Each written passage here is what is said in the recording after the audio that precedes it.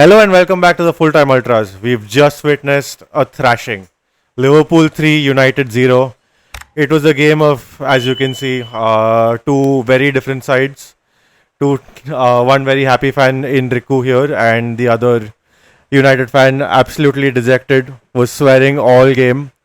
So let's get their instant reaction. I'll start with the winners first. Pretty comfortable 3-0 win, and it at times it looked like a footballing clinic. It was like Liverpool were teaching United a lesson in football. What did you make of that performance? I think one word to define the way we played was efficient, and yeah, we did what we had to do, and we just we stuck onto the game. We didn't let loose of the game at any moment, and I think that was super efficient.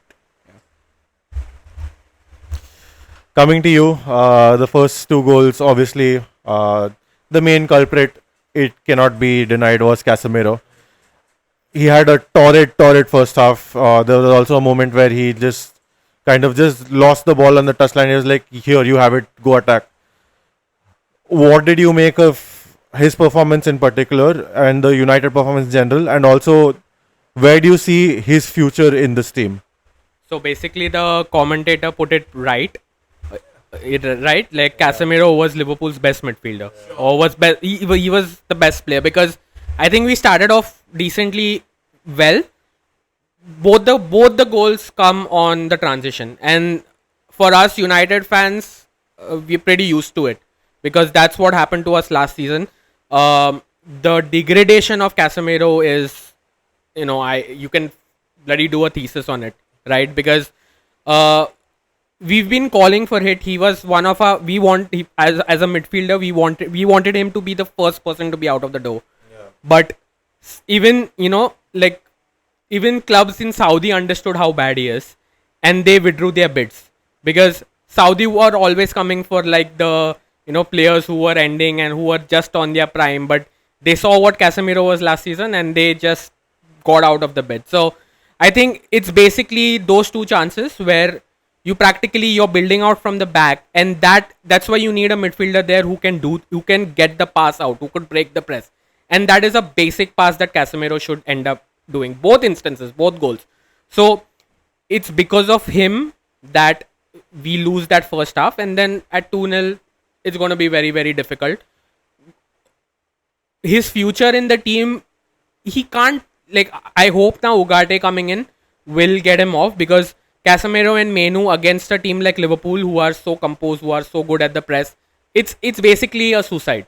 So yeah, hopefully he won't be there from the games ahead, because I don't want to see him in the team, especially against the big teams. You can play him again. You can play him worst cases against teams like Ipswich and not Chelsea as well. How the attack transition as well. Chelsea also could hurt us if he's there.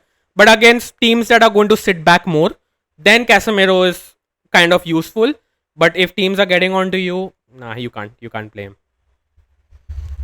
So, the happy side again, 3 wins from 3 games and 3 clean sheets. Um, a lot was made of a kind of hangover after a dynasty of like after a manager's dynasty ends. The next man coming in has a difficult task, but so far doesn't seem like much of an issue, and you all seem to be cruising. So, what do you expect to achieve from this season? I was very clear from day one that this is not a team in transition. Although the management was in transition, but this was not a team in transition. And in top flight, you would need stability within the team at least, which has helped Liverpool. So they're super well oiled. The team gels well. They know each other well. They know what are their strengths, what are their weaknesses. You still have like looming gaps in this squad, but it is what it is. They know how to play off each other, and that's what has worked for them. And from day one, I've been saying this, that we'll have our off days. Some days, maybe somebody like Chelsea will score a 1-0, or Arsenal will score a 1-0 within 15 minutes, and we might have to chase down the game, right?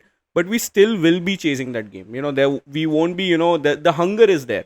If it was a team in transition, people will be clueless that, hey, what just happened.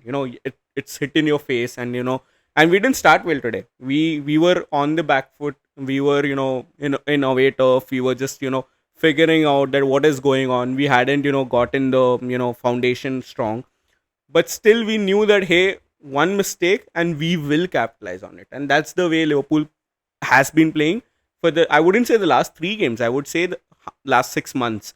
And kudos to them. Yeah. Turning our attention to United. Unfortunately, whenever something like this happens, it's always questions asked of the manager, and it's all doom and gloom, as the commentators also said. These questions will be asked, but I'm going to ask it with a bit of a twist. How much do you think Ten Hag's at fault, but also how much do you think his team selection is going to impact his future at the club? Because we were having this conversation when the game was going on, and I just want to say that he's not helping himself by making these decisions, right? Because we sat here, it's the worst Premier League season we had last season, and there's no doubt about that. Some of the football was atrocious. Okay, he had a lot of injuries, blah blah blah, whatever. It was there. He won the FA Cup in the end by beating 2 of the best teams in the league convincingly, and we thought that, and I still believe that he should have got this season, and he's got this season.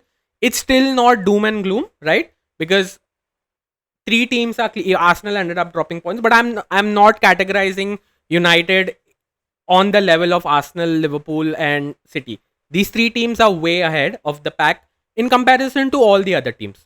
So it's not all doom and gloom for the season. I know. See, knives were out before United even kicked the first ball of the season. Knives were always out, right? Because everyone thought that he's gonna get sacked, and he ended up staying. The only positive I can now see is that, okay, fair, we lost to Liverpool, really bad performances, but he has to make the changes. He has to be brave enough. I was happy that he hooked Casemiro at halftime. I don't know whether he'll do it with Rashford, because Casemiro and Rashford are 2 different things. Rashford has the academy stamp on him, so it's very, very difficult. And him being, Casemiro is towards the end of his career, but then Rashford he's still 26, 27, right? So all in all, he has to make tough decisions. He has 2 weeks to think about it with the international break coming in. All in all, it's considering, okay, Newcastle is a little bit ahead because they won against Tottenham today. Tottenham lost. Chelsea dropped points today, right? Aston Villa also kind of are a little bit shaky. They're not at the best of form. It's not all doom and gloom. Ten Hag's first season also, we lost the first 2 games of the season.